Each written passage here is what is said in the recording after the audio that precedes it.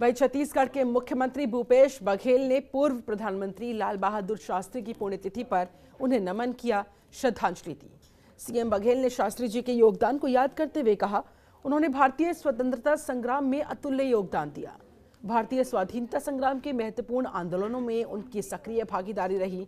इसके कारण उन्हें कई बार जेल तक जाना पड़ा।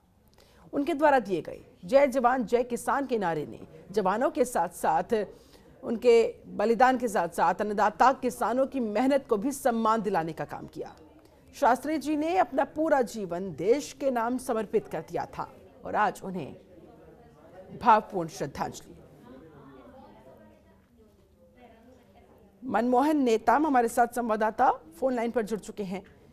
मनमोहन, शास्त्री जी को श्रद्धांजलि देने के मकसद के साथ ये जो कार्यक्रम वहां पर रखा गया, कैसा रहा ये कार्यक्रम?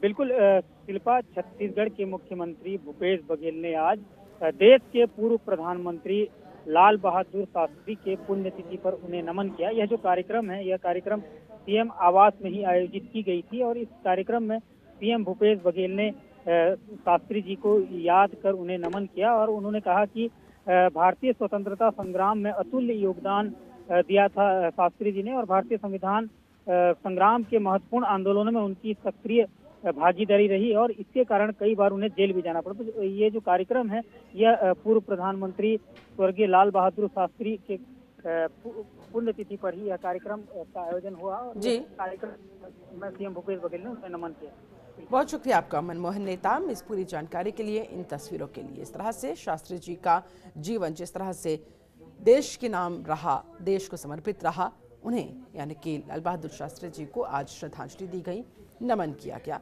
उनके अतुलनीय योगदान को याद किया गया। उधर राजनांदगांव के इंदिरा कला संगीत विश्वविद्यालय खैरागढ़ में थिएटर विभाग ने रंग मंडल उद्घाटन समारोह कार्यक्रम का आयोजन किया। इस कार्यक्रम में मुख्य अतिथि के रूप में छत्तीसगढ़ की राज्यपाल अनुसुईया उइके ने शिरकत की, जिसके बाद रंग मंडल कार्यक्रम का उद्घाटन हुआ, जिसमें मुंशी प्रेमचंद की ओर से लिखित नाटक बड़े भाई साहब का भी मंचन हुआ। साथ ही अरपा पैरी के धार गीत पर नृत्य प्रस्तुति भी दी गई। इस दौरान मीडिया से चर्चा करते हुए राज्यपाल ने कहा, मुझे प्रसन्नता हो रही है, इंदिरा कला विश्वविद्यालय ने रंगमंडल कार्यक्रम का आयोजन किया है। इसका मुख्य उद्देश्य रंगमंडल के माध्यम से जो प्रतिभावान छात्र हैं, उनमें कई तरह की कला है, इस रंगमंडल के माध्यम से लोग उन्हें जाने पहचाने, विश्व स्तर पर उन्हें इस तरह का प्लेटफॉर्म मिले ताकि उनका काम और निखर कर सामने आ सके। खैरागढ़ के इंदिरा कला विश्वविद्यालय से निकलकर विद्यार्थी देश में और दुनिया में अपना नाम रोशन करें, सूबे का नाम रोशन करे, देश का नाम रोशन करे। इसके लिए मैं विश्वविद्यालय की कुलपति सहित पूरे विश्वविद्यालय को बधाई और शुभकामनाएं देती हूं, ये उनकी तरफ से कहा गया।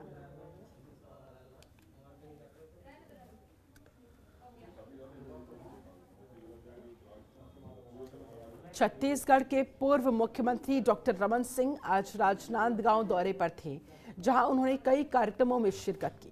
इसके साथ ही मेडिकल कॉलेज अस्पताल में कोरोना की तीसरी लहर को लेकर तैयारियों का जायजा लिया। इस दौरान मीडिया से बातचीत करते हुए पूर्व मुख्यमंत्री डॉक्टर रमन सिंह ने प्रदेश सरकार पर निशाना साधा और कहा कि मैं तो 5 नव युवकों को ढूंढ रहा हूं जिन्हें नौकरी मिली हो। 5 लाख तो दूर की बात है, मैंने तो प्रदेश के मुख्यमंत्री को चुनौती भी दे दी है, विभागवार सूची जरा जारी कर दे। मनरेगा में काम करने वाले को या शराब भट्टी में घर पहुंचकर सेवा करने वालों को जो रोजगार बांटे हैं, वो मुख्यमंत्री की रोजगार की परिभाषा हो सकती है।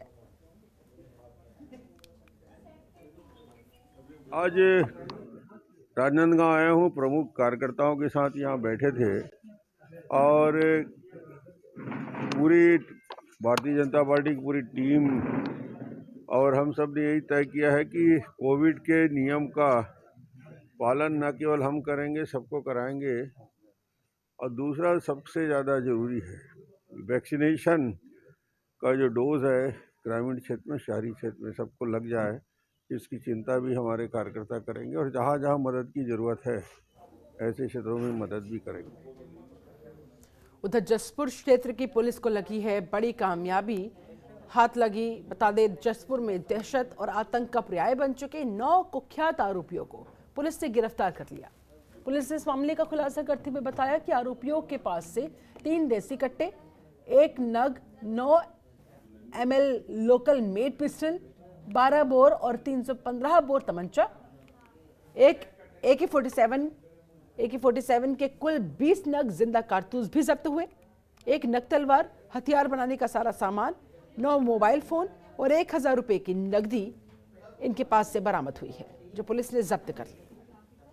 अंतर्गत ग्राम नीम गांव डोंगा टोली में आरोपियों के द्वारा लूट एवं डकैती की योजना बनाने की हमें मुखबिर सूचना प्राप्त की थी, जिसमें घेराबंदी करने पे 9 आरोपियों को पकड़ने में हमें सफलता प्राप्त हुई है और जिनसे 1 नग पिस्टल, 3 कट्टा और 20 जिंदा कारतूस और 9 नग मोबाइल और हथियार बनाने की सामग्री एवं अन्य सामग्रियां जो हैं बरामद की गई हैं। 9 आरोपियों के प्रकरण में गिरफ्तारी करके न्यायिक अभिरक्षा में भेजा।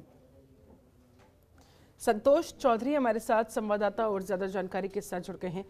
संतोष, जसपुर पुलिस को कैसे मिली ये कामयाबी? शिल्पा, मैं बता दूं कि 2021 में पिछले 3-4 महीनों में ये बदमाश जसपुर जिले के सीमावर्ती गांव में अपनी दहशत फैला रहे थे और एक जेसीबी को जलाया गया था इनके द्वारा और वहीं एक गोलीबारी भी की गई थी बिछी टोली मनोरा ब्लॉक में। तो उन मामलों की पुलिस पतासाजी कर ही रही थी। पुलिस के लिए मैं कहूँ तो ये सिरदर्द बन चुके थे और वहीं पे चूंकि पड़ोसी राज्य झारखंड है और वहाँ नक्सली घटनाएं आमतौर पर होती रहती हैं, तो कहीं नक्सली घटनाएं भी नहीं है, इसको लेके भी कई सवाल उठ रहे थे। तो पुलिस के लिए सिरदर्द बना हुआ था, इसे सुलझाना चुनौती भी। तो वहीं इस मामले में मुखबिर के जाल बिछाए हुए थे पुलिस और लगातार ऐसे मामलों की तफ्तीश में लगी हुई थी। और इसी दौरान मुखबिर के अनुसार ये जानकारी मिली कि ये नीमगांव डेम डोंगा टोली जो ये मनोरा ब्लॉक में आता है, इसमें एक बिफलाल नाम का एक ग्रामीण है जिसके घर में कई लोग इकट्ठा हुए हैं और उनके पास कुछ हथियार भी देखे गए हैं, जिसकी सूचना पर एसपी विजय अग्रवाल और एडिशनल एसपी प्रतिभा पांडे ये इन्होंने अपनी रणनीति बनाई और उसके बाद फिर घेराबंदी करके जब उस घर में दबिश दी गई तो फिर वहां पे हथियारों का जखीरा देखकर पुलिस भी भौचुक हो गई। इनके पास से AK-47 जैसे घातक हथियार की गोलियां बरामद हुई है। अलावा कई जो बताया जा रहा है, जो जानकारी मिली हुई है, जो हमारे वीडियो में चल रहे हैं, इसमें 4 कट्टे बरामद हुए हैं, 9 mm पिस्टल भी है, तो और उसके अलावा कई पारंपरिक हथियार, हथौड़े हैं, सरसी है। तो इस जो ये जखीरे मिले हैं और 9 आरोपी जो मिले हैं, ये सभी कुख्यात है, बदमाश है और इनके मामले झारखंड के राज्य के भी कई थानों में दर्ज है। कुल मिला के देखा जाए तो ये पुलिस की बहुत बड़ी सफलता है। 2022 की शुरुआती दिनों में सफलता मिली है, तो ये इसे निश्चित पुलिस क्या और दूसरे राज्यों तक भी इनके तार जुड़े हो सकते हैं? क्या इस बात की भी संभावना है? जांच में क्या कुछ तथ्य इसके संबंधित निकलकर सामने आए हैं? इस बात पर हमने पुलिस से जब जानकारी मांगी तो उन्होंने बताया कि झारखंड के राज्यों में भी इनके खिलाफ कुछ मामले दर्ज है, लेकिन नक्सली संगठन से इनके जुड़े होने की कोई जानकारी अभी नहीं है। हालांकि इस दिशा में भी वो अपनी जानकारी और मजबूत करने की स्थिति में है। इन्होंने स्पष्ट कहा है कि अभी फिलहाल नक्सली किसी संगठन से इन आरोपियों की कोई लिंक अभी सामने नहीं आ रहे हैं। जी, शुक्रिया आपका संतोष चौधरी इस पूरी बातचीत के लिए, जानकारी के लिए। सरगुजा जिले के लुंड्रा थाना क्षेत्र में ग्राम कुंदी कला में हुई मारपीट के मामले में यादव समाज के लोगों ने पीड़ित परिवार को न्याय दिलाने और निष्पक्ष जांच की मांग के साथ पुलिस अधीक्षक को ज्ञापन सौंपा। पीड़ित परिवार को न्याय मिल सके, ऐसे में लोगों की मांग है कि विशेष टीम का गठन होना चाहिए और उनके द्वारा मामले की कार्रवाई को अंजाम दिलवाया जाना चाहिए, तभी न्याय संभव है। इस पूरे मसले पर ज्ञापन सौंपने आए लोगों का कहना है कि लुंड्रा पुलिस ने मामूली धाराओं के तहत अपराधियों के खिलाफ सिलसिलेवार तरीके से FIR दर्ज की है। इस पूरे मामले को लेकर पुलिस अधीक्षक अमित तुकाराम कांबले का कहना है कि पुलिस द्वारा निष्पक्ष कार्रवाई ही की जा रही है, लोगों को निश्चिंत रहना चाहिए, न्याय ही होगा। पुलिस ने कार्रवाई तो किया है, बाकी छोटे छोटे धाराओं में कार्रवाई किया है, उससे हमारा समाज असंतुष्ट था। इसलिए आज हम लोग कप्तान साहब से, SP साहब से मिलने के लिए यहाँ आए हुए हैं और हम लोगों के SP साहब ने आश्वस्त किया है, यहाँ के बड़े उच्च अधिकारियों का जांच टीम गठन कर दिया गया है साहब के द्वारा और निष्पक्ष जांच कराएंगे, ऐसा आश्वस्त किए हैं इनके द्वारा। क्या लगता है कौन गड़बड़ किया है? ये तो जांच अधिकारी ही बताएंगे कौन गड़बड़ किया है। 2 दिन पहले कुमदी में एक हमारे यादव समाज के परिवार के साथ कुछ असामाजिक तत्वों के साथ दुर्व्यवहार किया गया, मारपीट किया गया। उसी की जांच के संबंध में हम लोग एसपी साहब से मिलने के लिए आए थे। क्या जांच सही नहीं हो रही है? जांच सही नहीं हो रही थी ऐसा लगा हम लोगों को, इसलिए हमने मांग किया कि आप अधिकारी को बदल करके एक ऐसे अधिकारी को जांच दें जो निष्पक्ष जांच हमारी कर सके। कुमदी कला गांव में जो मारपीटाई की घटना हुई थी उस संबंध में निष्पक्ष जांच हो, ऐसे यादव समाज के जो प्रमुख लोग आए थे उनका कहना था। हमने उनको आश्वस्त किया है कि हमारी पुलिस की कार्रवाई जो थी अभी तक निष्पक्ष रही है और आगे भी रहेंगे और हम इसको निष्पक्ष तरीके से जांच करवा के उसके ऊपर और कार्रवाई करें। किस तरह की धाराओं को जोड़ने के लिए बोल रहे हैं? वो कंप्लेनेंट जिस तरह से अपना बयान दर्ज करता है उसी हिसाब से हमारी जो होती है धारा लगती है और उसी हिसाब से फिर हमारी कार्रवाई रहती है। रही बात जो धारा लगाने की, तो जैसे और बयान लेंगे हम विवेचना करेंगे। प्रमोद गुप्ता हमारे साथ, हमारे संवाददाता जुड़ चुके हैं और ज्यादा जानकारी के साथ। प्रमोद, पीड़ित परिवार को न्याय दिलाने का क्या है पूरा मामला, जिसके मद्देनजर ये तमाम लोग एकत्रित होकर ज्ञापन सौंपने पहुंचे थे और निष्पक्ष जांच की मांग कर रहे हैं? इन्हें पुलिस पर क्यों भरोसा नहीं है? जी बताना चाहूंगा, ये मामला सारा लुंडा थाना के कुंदी ग्राम का है, जहां कुछ युवकों द्वारा एक युवती के घर में घुसकर छेड़छाड़ और मारपीट की घटना थी, जिसको राजनीतिक रूप दिया जा रहा था, जिसके कारण पूरा यादव समाज ने आज एकजुट होकर एसपी के सामने न्याय की गुहार लगाई है। उनको विश्वास नहीं है कि पुलिस हमारे साथ निष्पक्ष जांच कर रही है या हमारे आरोपियों के खिलाफ सही कार्रवाई कर रही है। प्रमोद, पुलिस का क्या कहना है?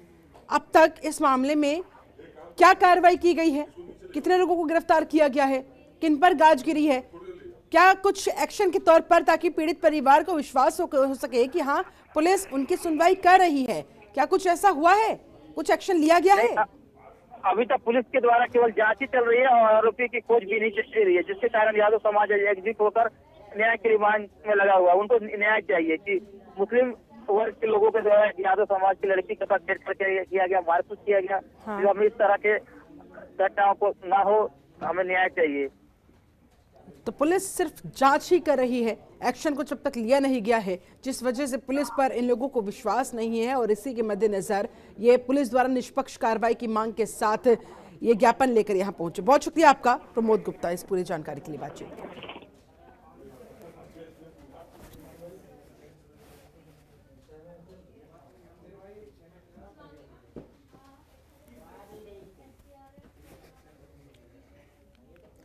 वहीं केंद्र और राज्य सरकार किसानों और बैगा आदिवासियों के लिए बहुत सी योजनाओं को धरातल पर उतार चुकी है, लेकिन इन सबके बीच वनांचल के आदिवासी किसानों को इसका लाभ नहीं मिल पा रहा। वनांचल के आदिवासी किसान आज भी अपना जीवन यापन अभाव में ही कर रहे हैं।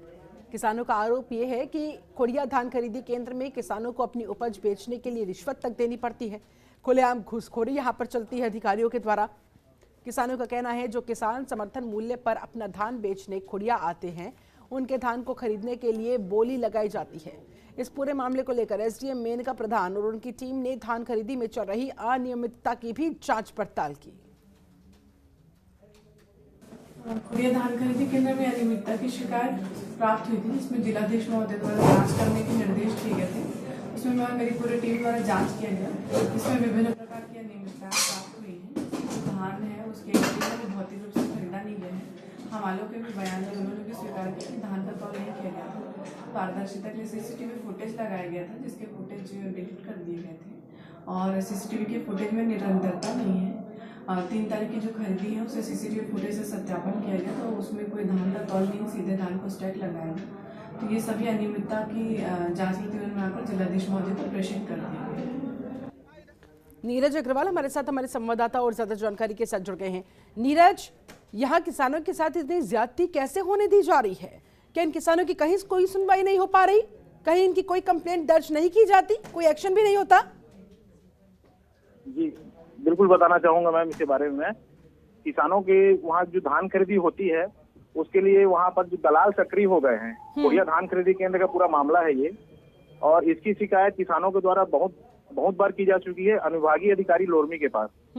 फिर भी उसके ऊपर कुछ कार्रवाई नहीं की गई है, जिसको देखते हुए पूरे ग्रामीणों के द्वारा और वहां पर जो प्रबंधक है ग्रामीणों के द्वारा शिकायत की गई है। अनुभागीय अधिकारी लोरमी के द्वारा जांच कमेटी बैठाई गई और जांच में उन्होंने भारी मात्रा में अनियमितता पाई है और अनियमितता के आधार पर अनुभागीय अधिकारी लोरमी के द्वारा उस पूरे मामले को जिलाधीश महोदय के पास में सौंपा गया है। मामला तो सौंप दिया गया है, लेकिन फिलहाल नीरज ये बताएं कि ये अनियमितताएं कब से चलती आ रही है और क्या अधिकारियों की मिलीभगत इसमें कही जाए जिस वजह से एक्शन नहीं लिया जा रहा, इनके खिलाफ कार्रवाई नहीं हो रही है? जी बिल्कुल बताना चाहूंगा इसके बारे में। अधिकारियों की मिलीभगत के बारे में तो कुछ कहा नहीं जा सकता है, लेकिन वहां पर चुनिंदा जो प्रबंधक जो है, प्रभारी जो है वहां पर, उनके द्वारा मिलीभगत की जाती है और उनके द्वारा किसानों की धान की बोली लगाई जाती है और इस प्रकार से किसान ठगे जा रहे हैं, लूटे जा रहे हैं। किसान ठगे जा रहे हैं, लूटे जा रहे हैं, वो परेशान है, लेकिन उनकी सुनने वाला कहीं कोई नहीं है। बहुत शुक्रिया आपका नीरज अग्रवाल इस पूरी बातचीत के लिए, जानकारी के लिए। बेमेतरा जिले के नवागढ़ पुलिस चौकी में प्रार्थी किसान ने प्रदेश कांग्रेस सचिव के खिलाफ अपराध दर्ज करवाया है, जिसके बाद धोखाधड़ी के मामले में प्रदेश कांग्रेस कमेटी के सचिव विजय बघेल के खिलाफ पुलिस ने 420 के तहत अपराध दर्ज किया। इसे लेकर प्रार्थी किसान ने बताया वो अपने नांदल खैरी के 6 एकड़ 25 डिसमिल खेत के कागज अब तक किसान के नाम नहीं किए गए। 4 लाख रुपए भी खेत को अपने नाम करवाने के लिए दिए गए थे, लेकिन 1 साल होने को है, अब तक ना तो खेत के कागज नाम किए, ना ही पैसे वापस किए गए।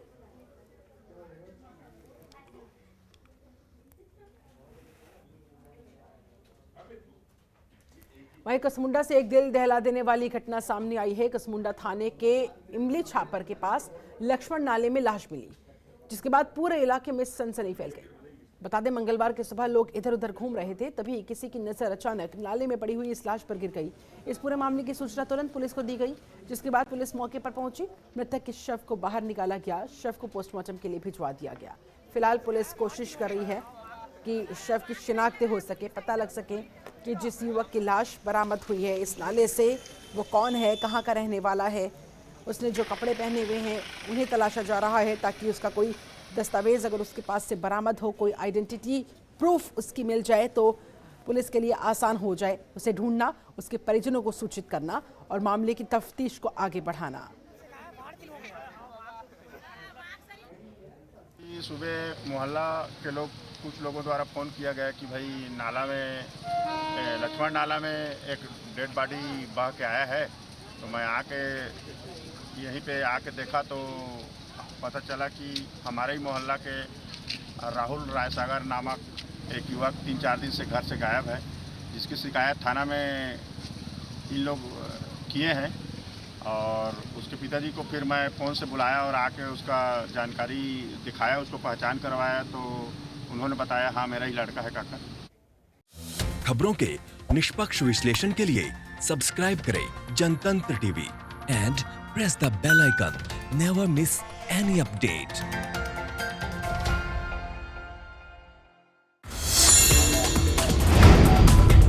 Download the Janatantra TV app, available on Google Play and App Store. Download it now.